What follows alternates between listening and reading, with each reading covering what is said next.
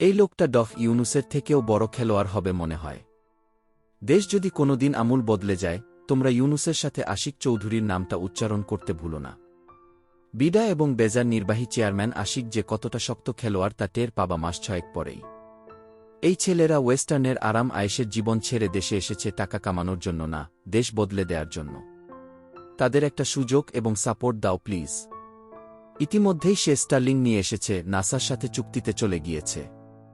বিনিয়োগ হিসেবে বাহিরের একটা ব্যাংকের সাথে চুক্তি হয়েছে, এই বছর $100 কোটি বাংলাদেশে বিনিয়োগ করবে। 5টা বিশালাকার মালবাহী জাহাজ কিনে নিয়েছে, রিভার ম্যানেজমেন্টের প্ল্যান তৈরি করে বিশাল বিনিয়োগ আনার চেষ্টা চালিয়ে যাচ্ছে। 4টা আন্তর্জাতিক মানের হাসপাতাল বিদেশি বিনিয়োগে তৈরির প্রক্রিয়া চালাচ্ছে।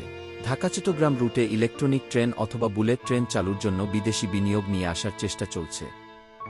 ইতিমধ্যেই 100টা বৃহত্তর ইকোনমিক জোন তৈরি কার্যক্রম চলছে। ভাই মাত্র কয়েকদিনে এগুলা করেছে সে। যদি সে 3-6-5 দিন কাজ করার সুযোগ পায়, চিন্তা করছেন কই যাবে তার উদ্যোগগুলা।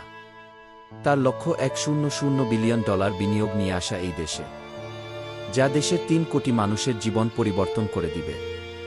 কম হলেও 1 লাখ নতুন কর্মসংস্থান তৈরি হবে।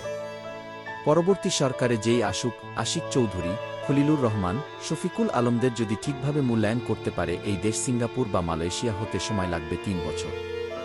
ইনশাআল্লাহ।